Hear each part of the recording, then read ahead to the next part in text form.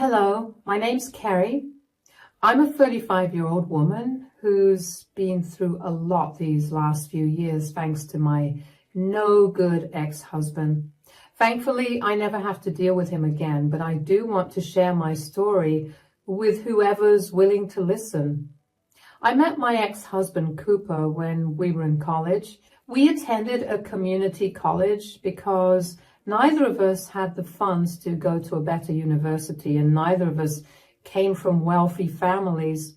Right off the bat, we related to our struggles growing up in a way that made me feel very seen and understood, which was something I didn't get to experience much considering I was the middle child in my family. Anyway, Cooper and I dated throughout college, and after we graduated, we moved into an apartment together. Now, I took care of a huge portion of the bills because Cooper couldn't seem to find himself a job. I tried my best to help him out, but the jobs I found were either not up to his standards or too much work. I didn't complain about having to shoulder most of the bills because I loved Cooper, and I thought that he was just at a stage in life where he was trying to figure things out. In hindsight, I should have seen the warning signs and run away immediately, but here I am. A year after we graduated and moved in together, I ended up pregnant. At this point, I was terrified. I didn't have the resources to take care of Cooper myself and the baby, but luckily, Cooper stepped up and showed me that he was capable of being a great father. He got a pretty decent job and worked hard to save up for the baby. After we found out the sex of our baby, we were having a baby boy. I guess we actually realized how drastically our lives were going to change. And that's when it hit us that we hadn't gotten married yet. So Cooper proposed to me and we had a courthouse marriage just a few days later. Even though it was nothing big or extravagant, didn't mean that it wasn't the best day of my life, at least back then.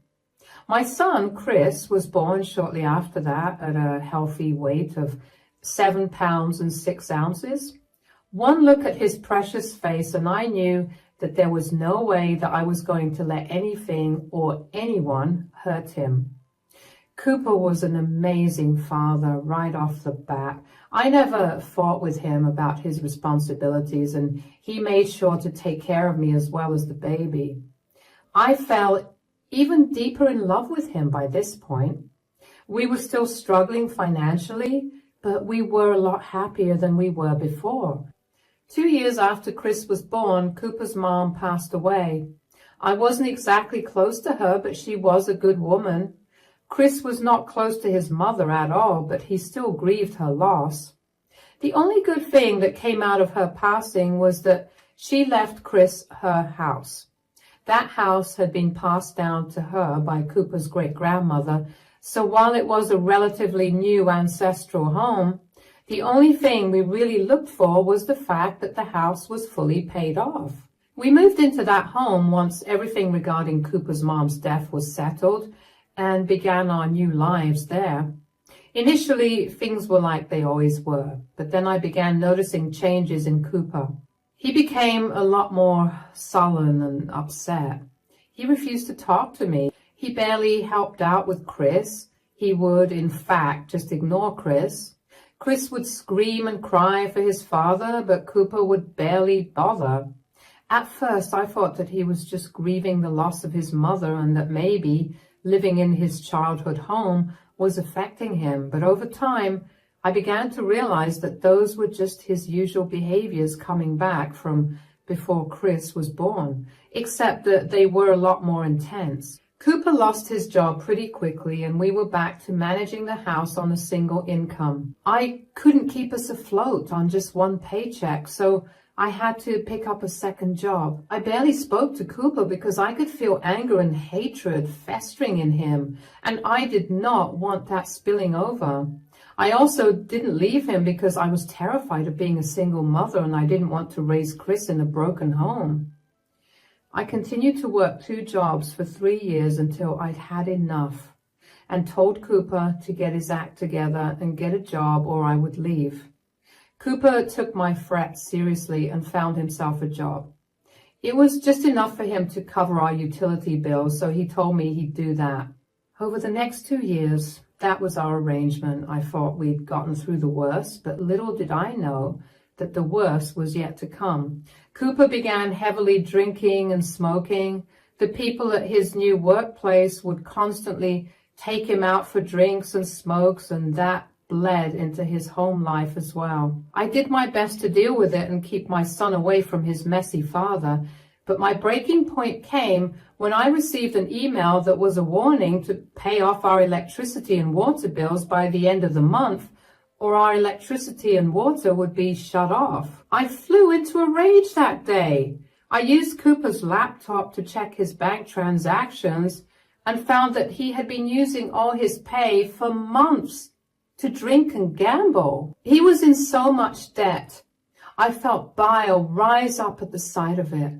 At that moment, I knew that I couldn't continue to be with him. So I quickly grabbed all my most important things and Chris's things and Chris before heading out. I was about an hour away from home when Cooper called me in a panic. "Carrie, where are you?" "I'm gone, Cooper. I do not want anything to do with you anymore." "What do you mean? What did I do?" "You did nothing, literally. If I continued to stay with you, we would all end up homeless. I can't have that happening." "What are you even talking about?" "You were supposed to pay off our utility bills. Tell me why I got an email telling me that we were 6 months overdue." "I can explain that. I didn't earn as much as I should have. Yet you earned enough to fund your drinking? You lied to me, Cooper, for months. I cannot keep doing this with you. I looked at your bank statements. You earned more than enough. You just chose to spend all the money on booze and your gambling addiction.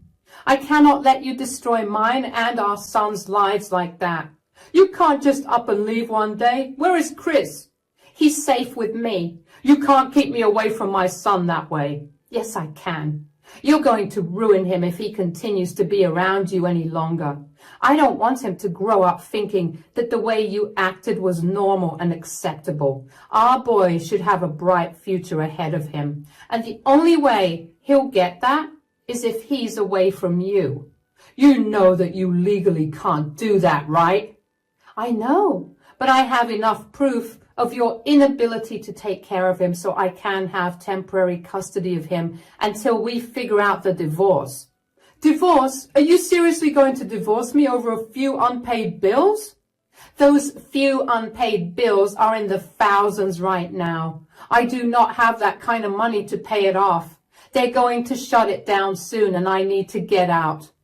I left a good portion of the bill payment on the countertop, but you're going to have to figure the rest of it out. I cannot let you be a part of my life ever again." "Isn't there any way we can talk about this? Do you really want our child growing up in a broken home?" "I only stayed with you because I didn't want that. If it was up to me, I would have left you 5 years ago. But now I realize that being a part of a broken home is better than watching your parents hate each other." "You've gone mad. I will not let you get custody of Chris." "You don't get to decide anything. If you really want to get equal custody of Chris, you need to get your act together. No judge or jury will let you have equal custody of your son when you barely earn anything, drink like a fish and gamble away all your earnings. Just you wait. I'm going to win custody of Chris, and then I'm going to make your life miserable. I'd like to see you wake up and not drink immediately first. Bye." I had no idea where I was driving, but I knew that I needed to get away from Cooper. As long as he had no idea where I was, I wouldn't mind. I ended up calling a friend who was more than happy to let me put up at her place for as long as I needed to get back on my feet. I stayed with her for almost 3 months before I finally had enough money to rent my own apartment. I then began saving up for the divorce. I knew that Cooper was not going to make things any easier for me, so I needed enough money to pay off a good lawyer. Thankfully, I managed to find a great lawyer who was willing to work for however much I could pay him. It took over a year to get the divorce settled, and once it finally was, I was given full custody of Chris. Cooper had no financial stability and had a history of drinking and gambling, none of which is a stable environment for a child. He was given visitation rights 1 weekend a month. I hated that, but I made peace with that. I continued to work hard until I managed to land myself a pretty good job that allowed Chris and I to live more than comfortably. Chris would visit his dad once a month, and while he wasn't the biggest fan of his father, he never made a fuss about it. I cut off all contact with Cooper, and unless it was to coordinate drop-off and pick-up times for Chris, I didn't bother to talk to Cooper. The arrangement worked for us for 5 years. However, in the 5th year, Chris was about 12 at that time, I began to notice Chris becoming rather scared of going over to his dad's place. I remember I talked to him about it once, but Chris just brushed it off. I didn't push it further and I forgot about it, which is something I deeply regret. This odd behavior of Chris's continued for a year and I never once questioned him again. I did my best to be there for him, but he made sure to push me away all the time. One particular weekend, I dropped Chris off at his father's at around 5 in the evening. However, at midnight, I heard loud bangs on my front door. I was terrified, but one look at my Ring camera and I felt better. It was Chris. That ease was quickly washed away with worry about why he was at my place at that hour instead of his father's. I was even more alarmed when Chris lifted his head and I saw that he was crying. "Chris, sweetie, what are you doing here? Where's your father?" "Mom, oh my God, why are you crying? Are you hurt?" I'm not hurt. I just calm down, sweetie. Take a few deep breaths. You're okay. Mom's here with you. Take your time and tell me what happened. Come in and let me get you some hot chocolate. No, I need to tell you. Okay, sweetie, what is it? Please don't leave me alone with Dad again. What? Why? Did he do something to you? Mom, please don't be mad at me, but every time I went over to Dad's place, he would hit me. Look at my arms and legs. What? Oh my God, my darling. I could never be mad at you. Why did you not tell me though?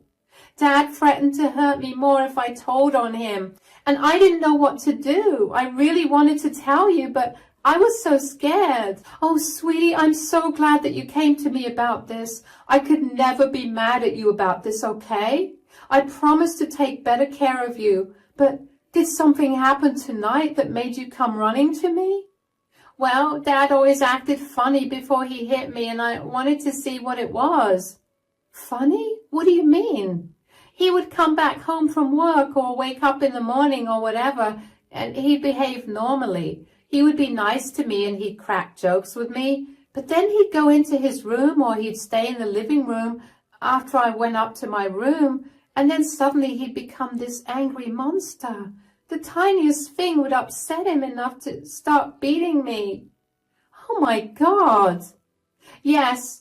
So I decided to figure out what was wrong with him. I mean, his mood was shifting so fast that I knew that something must have been upsetting him. So I set up my phone tonight to record the living room where he was sitting. And that's when I found him doing this. Oh my God. Is that cocaine? What in the world? I don't know what that was, but I knew that it was a drug. I wanted to stay in my room, but I needed to get my phone back before Dad saw it. I went downstairs and Dad got mad at me for being up past 10, so he beat me up. I even caught that on the camera. But once Dad was done, I managed to get my phone back. I looked at the recording and managed to run away to you. Oh, sweetie, this is way too much for you to be dealing with. Don't worry about anything. I'll take care of this. But you definitely deserve hot chocolate tonight. Why don't you take a nice warm shower while I get that ready for you? Thank you for believing me, Mom. No, I'm sorry that I hadn't paid better attention to you. I'm sorry I couldn't protect you properly. I know you'll protect me with everything you have now, so it's okay. I'll go take that shower now. I felt so beyond ashamed of myself for not looking deeper into the signs. Chris had to go through so much just because I chose to turn a blind eye. I can't even put into words how much I hated Cooper at that moment. I wanted to go over to his place and rip him to shreds, but I knew that the right thing to do was to inform the authorities about Cooper's behavior and his drug use. Honestly, I would love to say that Cooper using drugs came as a shock to me, but it really did not. It seemed like a natural step after watching him use alcohol until he could barely stay up. I just hated that he put Chris in the middle of it all. After I made sure that Chris was doing better, I called the cops and explained my situation to them. I tried to get more information out of Chris just to make sure that I hadn't missed out on any important information, but Chris had nothing else to say. 15 minutes after I made the call, there was a knock on my door. There were 2 police officers standing there. I had Chris go up to his bedroom so I could talk to the officers. Hi, ma'am. I'm Officer Calvin, and this is my partner, Officer Damon. You called 911 about an emergency? Yes, my son. He was supposed to be at his father's house this weekend, but he ran away and came back here. When I asked him why, he told me that his father had been hitting him after doing drugs. I have no idea what kind of drugs, but they were definitely drugs. Are you sure they were drugs, ma'am? And how do you know that drugs were involved in this?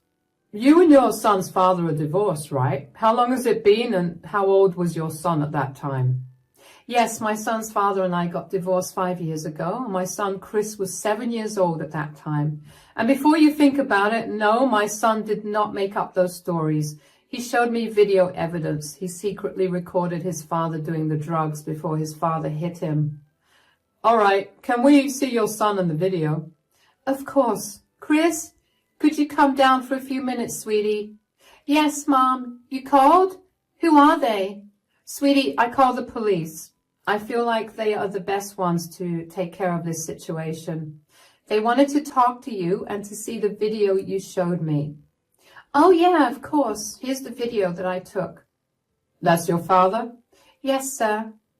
When did you take this video? Just a few hours ago. How long has he been abusing you? And do you have any idea about how long he's been using drugs?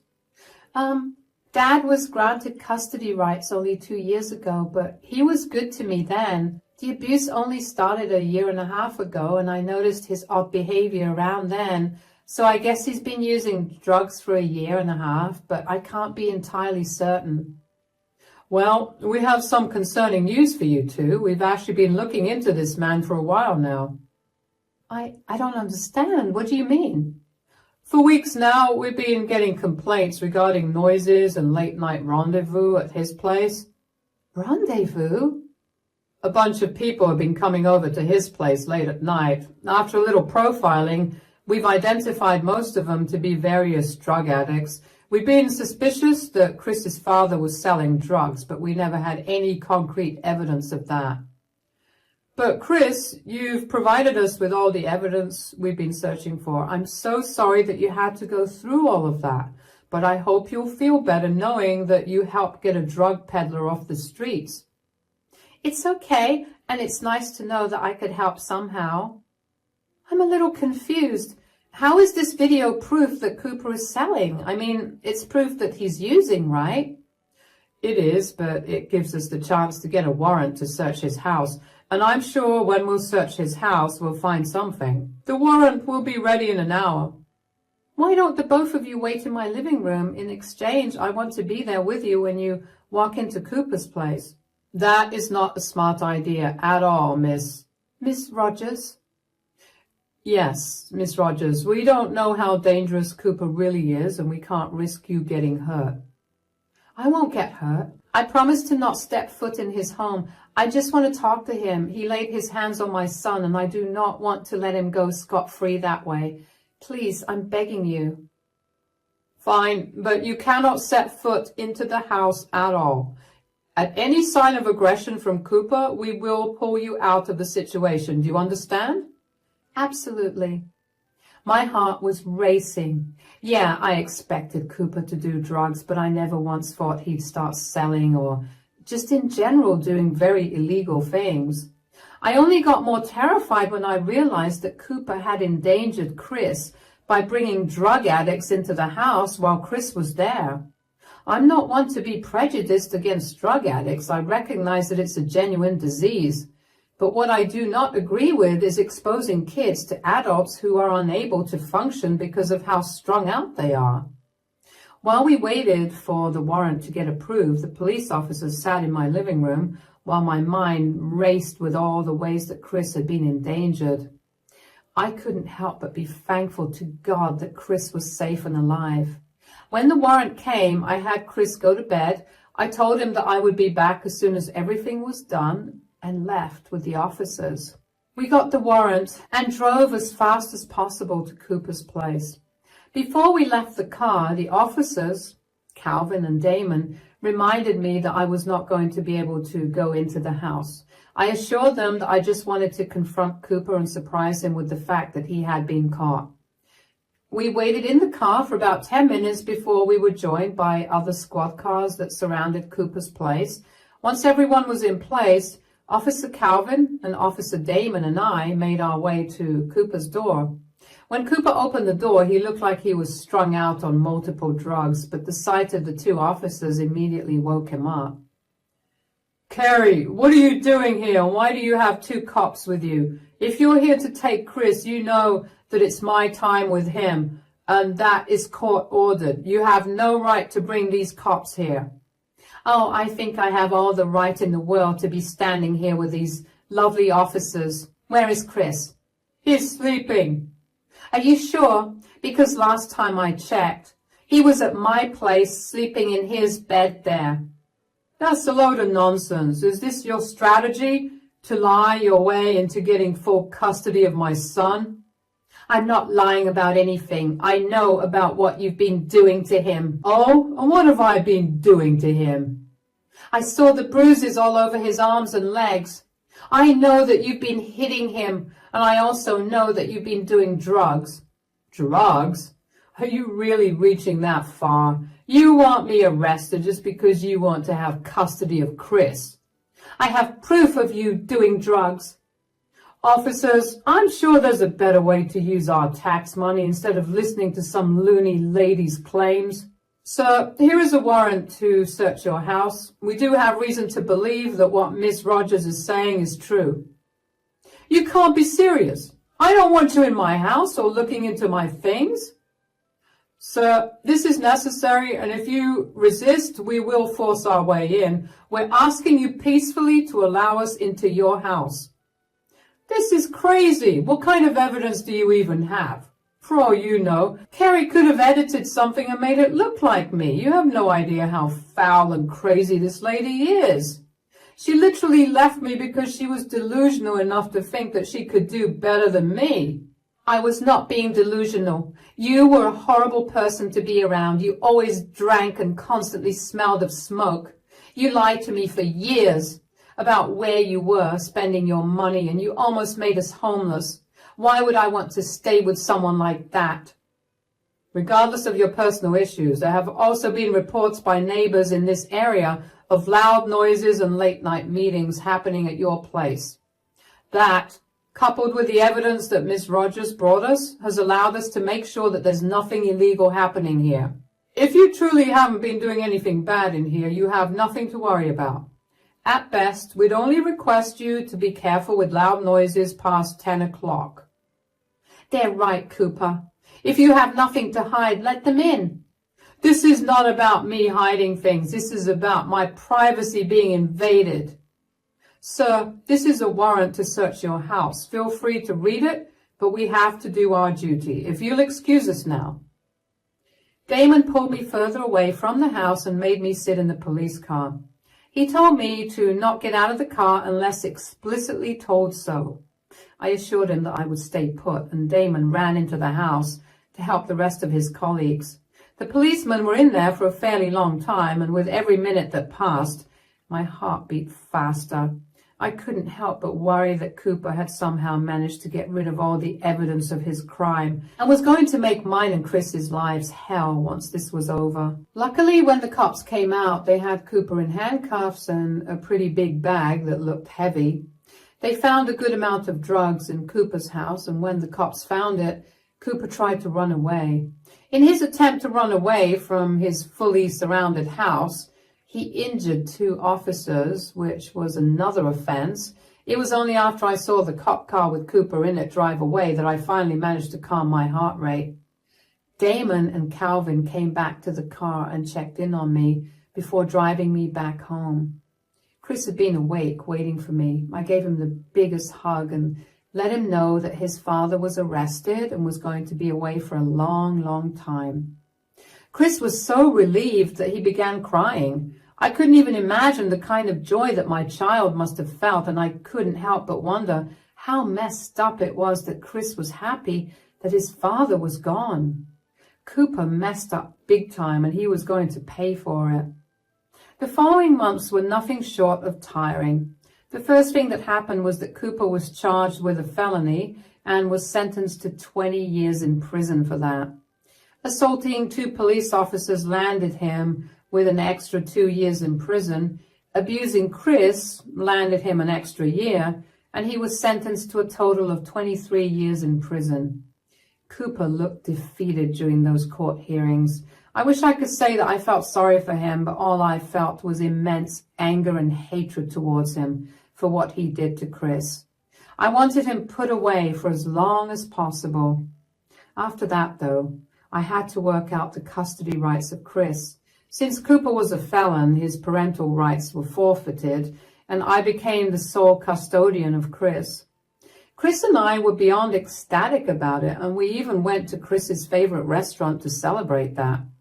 Other than having his parental rights revoked, Cooper's home was also taken in by the government because of his surmounting loans. Cooper was going to have a rough time when he came out of prison, and I couldn't have been happier about that. I made sure to put Chris into therapy, even though he told me almost 1,000,000 times that he was doing completely fine. I still wanted to double check. Besides, there's nothing wrong with a regular therapy appointment. Chris has only been thriving since I've gotten full custody of him, and I feel like I'm the happiest person alive because of it. It'll be a while before I stop being so overprotective of Chris, but I've put myself into therapy too, so I'll work through it. All that's left for Chris and I to do now is to live our lives the best way that we can. Thanks for listening.